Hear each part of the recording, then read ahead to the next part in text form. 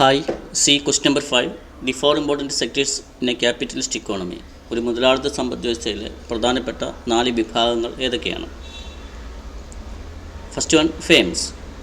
A firm is a single production unit. The main motive is to produce goods and services and sell them in the market and to earn profit. Firms എന്താണ്? ഒരു single ആയിട്ടുള്ള production unit ആണ്. ഇതിൻ്റെ പ്രധാനപ്പെട്ട ലക്ഷ്യം എന്താണ്? സാധനങ്ങളും സേവനങ്ങളും ഉൽപ്പാദിപ്പിച്ച് കമ്പോളത്തിൽ വിറ്റ് ലാഭമുണ്ടാക്കുക എന്നുള്ളതാണ്.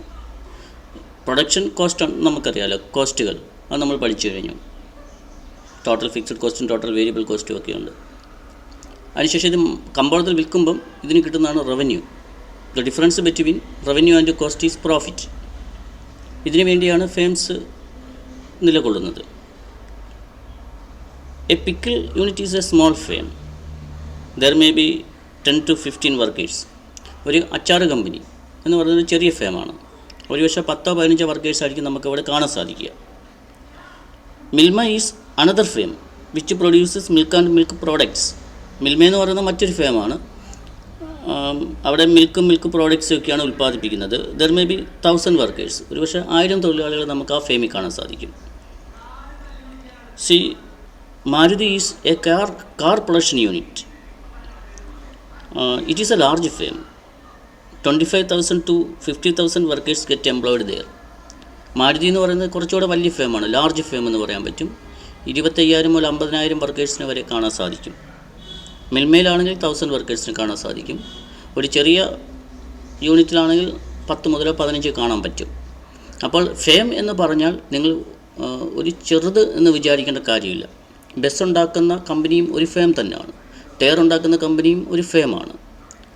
ഫെർട്ടിലൈസർ ഉണ്ടാക്കുന്ന കമ്പനിയും ഒരു ഫേമാണ്. ഒരു ഉൽപ്പാദക യൂണിറ്റിനെയാണ് നമ്മൾ ഇക്കണോമിക്സിൽ എന്തെന്ന് പറയുന്നത്? ഫേംസ് എന്ന് പറയുന്നത്. Another one is government. ഗവൺമെൻറ്റിനെ കുറിച്ച് ഞാൻ പ്രത്യേകിച്ച് നിങ്ങളോട് പറഞ്ഞു തരേണ്ട കാര്യമില്ലല്ലോ. കാരണം നിങ്ങൾ പൊളിറ്റിക്കൽ സയൻസ് പഠിക്കുന്ന എന്നെക്കാളും ഒരു 2 ദിവസം ഗവൺമെൻറ് റോൾ എന്താണെന്നും ഒക്കെ പറഞ്ഞ് തരാൻ പറ്റുന്നവരാണ് നിങ്ങൾ. ഇപ്പോൾ the role of the government includes framing laws. അത് നിയമനിർമ്മാണം, നിയമങ്ങൾ നിർമ്മിക്കുന്നത് ഗവൺമെൻറ്റാണ്. ഇമ്പോസിങ് ടാക്സ്, ഇപ്പം GST ആയാലും ഇൻകം ടാക്സ് ആയാലും അത് ഇമ്പോസ് ചെയ്യുന്നത് ഗവൺമെൻറ്റാണ്. Spending money on education and health, വിദ്യാഭ്യാസത്തിലും ആരോഗ്യ മേഖലയിലും സ്പെൻഡ് ചെയ്യുന്നത് ആരാണ്? ഗവൺമെൻറ് തന്നെയാണ്. ഇപ്പം നമ്മുടെ സ്കൂള് നിർമ്മാണം പൂർത്തീകരിച്ചുകൊണ്ടിരിക്കുന്നു, അല്ലേ? നല്ലൊരു ബിൽഡിംഗായിട്ട് മാറുന്നു, ക്ലാസ് റൂം ഹൈടെക്കായി മാറുന്നു. അപ്പം ആരോഗ്യ മേഖലയിലും വിദ്യാഭ്യാസ മേഖലയിലും ഗവൺമെൻറ്റിന് അതിൻ്റേതായ റോളുണ്ട്. ദെൻ അണ്ടർടേക്കിംഗ് പ്രൊഡക്ഷൻ, അതായത് ചിലപ്പോൾ ഉൽപ്പാദനം വരെ ഏറ്റെടുക്കും. ഇപ്പം നിങ്ങളുടെ നാട്ടിലല്ലേ ഡ്രഗ്സ് ആൻഡ് ഫാർമസ്യൂട്ടിക്കൽസ് ഉള്ളത്? അതൊരു മെഡിസിൻ പ്രൊഡ്യൂസ് ചെയ്യുന്നൊരു ഫേമല്ലേ? അപ്പം അത് ഗവൺമെൻറ്റിൻ്റെ കീഴിലല്ലേ? അപ്പോൾ ഇങ്ങനെ ഗവൺമെൻറ്റിനെ കുറിച്ച് ഇത്രയൊക്കെ ഒന്ന് പറഞ്ഞാൽ മതി. അതായത് നമ്മൾ ഇക്കണോമിക്സിൽ ഒരു ഇക്കോണമിയിൽ 4 പ്രധാനപ്പെട്ട മേഖലകളാണുള്ളത്. ഒന്ന് firm, second one government. In an economy is households, അതായത് ഗാർഹിക മേഖല. A single individual or a group of individuals who takes the decisions relating to the consumption. ഉപഭോഗത്തെക്കുറിച്ച് തീരുമാനമെടുക്കുന്ന ഒരു സിംഗിൾ ഇൻഡിവിജ്വൽ, ഒരു വ്യക്തിയാവാം അല്ലെങ്കിൽ ഒരു കൂട്ടം വ്യക്തികളാവാം. ഇതിനെല്ലാം കൂടെ ചേർത്താണ് ഹൗസ് ഹോൾഡ് എന്ന് പറയുന്നത്. ഇപ്പം നമ്മുടെ വീട്ടിൽ അച്ഛൻ സാധനങ്ങൾ വാങ്ങിച്ചുകൊണ്ട് വരുന്നു. അപ്പം അച്ഛൻ തീരുമാനിച്ച് സാധനങ്ങൾ വാങ്ങിച്ചുകൊണ്ട് വന്നാൽ അവിടെ ആ ഉപഭോഗ തീരുമാനമെടുത്തത് ഒരു സിംഗിൾ പേഴ്സണാണ്. എന്നാൽ അമ്മ പറഞ്ഞു ഇന്ന സാധനങ്ങൾ കൊണ്ടുവരണം, അരി വേണം, പച്ചക്കറി വേണം, പാല് വേണം. അപ്പം 2 പേര് അവിടെ തീരുമാനങ്ങളെടുത്തു. അപ്പം നിങ്ങളും കൂടെ ചേർന്നു, നിങ്ങൾക്ക് കുറച്ച് നോട്ട് ബുക്ക് വേണം, പേന വേണം എന്നൊക്കെ പറഞ്ഞു വിട്ടു. അപ്പോൾ ഇവിടെ ഉപഭോഗത്തെക്കുറിച്ച് തീരുമാനമെടുത്തത് ഗ്രൂപ്പ് ഓഫ് ഇൻഡിവിജ്വൽസാണ്. അപ്പം ഉപഭോഗത്തെക്കുറിച്ച് തീരുമാനം എടുക്കുന്ന മേഖലയാണ് ഗാർഹിക മേഖല. ഈ ഫേം ഉൽപ്പാദിപ്പിക്കുന്നത് ആർക്ക് വേണ്ടിയാണ്? സാധനങ്ങൾ പ്രൊഡ്യൂസ് ചെയ്യുന്നത്. ഈ നമ്മൾ പ്രൊവിഷൻസ്, പലചരക്കുകളും അതുപോലെ തന്നെ ഇലക്ട്രിക്കൽ ഐറ്റംസും ഫാനും ഈ സിമൻറ്റും ഒക്കെ ഉൽപ്പാദിപ്പിക്കുന്ന ആർക്ക് വേണ്ടിയാണ്? ഹൗസ് ഹോൾഡിന് വേണ്ടിയാണ്, അല്ലേ? ഗാർഹിക മേഖലയ്ക്ക് വേണ്ടി. അപ്പോൾ ഉപഭോഗത്തെക്കുറിച്ച് തീരുമാനമെടുക്കുന്ന വ്യക്തികളോ ഒരു കൂട്ടം വ്യക്തികളോ ചേരുന്ന മേഖലയാണ് ഹൗസ് ഹോൾഡ് എന്ന് പറയുന്നത്. Households consumes saves and also pay taxes. ഈ ഗാർഹിക മേഖല തന്നെയാണ് സാധനങ്ങൾ ഉപയോഗിക്കുന്നത്, കിട്ടുന്ന വരുമാനത്തിൽ നിന്ന് കുറച്ച് സേവ് ചെയ്യുന്നത്, അതുപോലെ തന്നെ ഗവൺമെൻറ്റിന് ടാക്സ് കൊടുക്കുന്നത്. അപ്പം ഹൗസ് ഹോൾഡ്സ് എന്ന് പറയുമ്പോൾ ഇത്രയും കാര്യങ്ങൾ നമ്മുടെ മനസ്സിലേക്ക് വരണം. Then fourth one, external sector.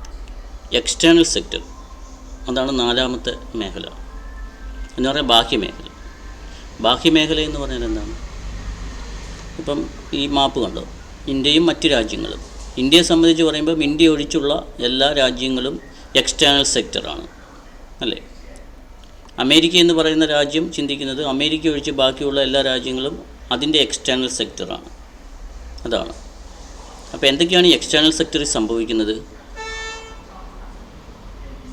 External സെക്ടറിൽ സംഭവിക്കുന്നത് ഇൻ്റർനാഷണൽ ട്രേഡാണ്. ട്രേഡ് എമംഗ് നേഷൻസ്, രാജ്യങ്ങൾ തമ്മിലുള്ള വ്യാപാരത്തിൽ ദെൻ എക്സ്റ്റേണൽ സെക്ടർ എന്ന് പറഞ്ഞാൽ അവിടെ സംഭവിക്കുന്നത് ഇൻ്റർനാഷണൽ ട്രേഡാണ്. ട്രേഡ് എമംഗ് നേഷൻസ് എന്ന് പറഞ്ഞാൽ എന്താണ്? രാജ്യങ്ങൾ തമ്മിലുള്ള വ്യാപാരം. രാജ്യങ്ങൾ തമ്മിലുള്ള വ്യാപാരത്തിൽ എന്തൊക്കെ സംഭവിക്കാം? എക്സ്പോർട്ട് ആൻഡ് ഇമ്പോർട്ട് സംഭവിക്കും. So export of goods and services to the rest of the world, മറ്റ് രാജ്യങ്ങളിലേക്ക് കയറ്റുമതി ചെയ്യപ്പെടാം സാധന സേവനങ്ങൾ. Import of goods and services from the rest of the world, മറ്റ് ബാഹ്യമേഖലയിൽ നിന്നും സാധനങ്ങൾ നമ്മുടെ രാജ്യത്തേക്ക് ഇറക്കുമതി ചെയ്യപ്പെടാം. Flow of capital from the domestic country to the foreign country, നമ്മുടെ രാജ്യത്തിൽ നിന്നും വിദേശ രാജ്യങ്ങളിലേക്ക് മൂലധനത്തിൻ്റെ ഒഴുക്കുണ്ടാവാം. ഇപ്പം ലുലു മാള് ദുബായിലൊരു ഒരു ബിസിനസ് തുടങ്ങി. അപ്പം ആ ക്യാപിറ്റൽ ഉണ്ടല്ലോ, മൂലധനം, നമ്മുടെ രാജ്യത്തിൽ നിന്നും മറ്റൊരു രാജ്യത്തിലേക്കല്ലേ പോയേ? Flow of capital from domestic country to the foreign country. അതുപോലെ തന്നെ flow of capital from the foreign country to the domestic country, മറ്റ് രാജ്യങ്ങൾ, ജപ്പാൻ പോലുള്ള മറ്റ് രാജ്യങ്ങൾ നമ്മുടെ ഇവിടെയും ചില പദ്ധതികൾ ചെയ്യുന്നുണ്ട്. അപ്പോൾ ക്യാപിറ്റൽ നമ്മുടെ രാജ്യത്തിലേക്കാണ് വരുന്നത്, എവിടെ നിന്ന്? മറ്റ് രാജ്യങ്ങളിൽ നിന്നും. ഇതാണ് എക്സ്റ്റേണൽ സെക്ടറിൻ്റെ ഒരു പ്രത്യേകത. ഒരു ക്ലോസ്ഡ് ഇക്കോണമി ആണെങ്കിൽ ഈ കാര്യങ്ങളൊന്നും ഉണ്ടാവില്ല. A closed economy means an economy which has no economic relations with the rest of the world. ഒരടഞ്ഞ സമ്പദ് വ്യവസ്ഥ എന്ന് പറയുമ്പോൾ മറ്റു രാജ്യങ്ങളുമായിട്ട് യാതൊരു വ്യാപാര ബന്ധവും സാമ്പത്തിക ബന്ധവും ഇല്ലാത്ത രാജ്യങ്ങളാണ് ക്ലോസ്ഡ് ഇക്കോണമി. നമ്മൾ ഓപ്പൺ ഇക്കോണമിയാണ്. We have economic relations with rest of the world. അതുകൊണ്ടാണ് എക്സ്പോർട്ടും ഇമ്പോർട്ടും ഫ്ലോ ഓഫ് ക്യാപിറ്റലുമൊക്കെ സംഭവിക്കുന്നത്. So it is a 5 mark question. ഇതൊരു 5 മാർക്കിൻ്റെ ചോദ്യമാണ്. ഈ firms, government, household, external sector, 4 മേഖലകളാണ് ഒരു സമ്പദ് വ്യവസ്ഥയുടെ ഭാഗമായിട്ടുള്ളത്.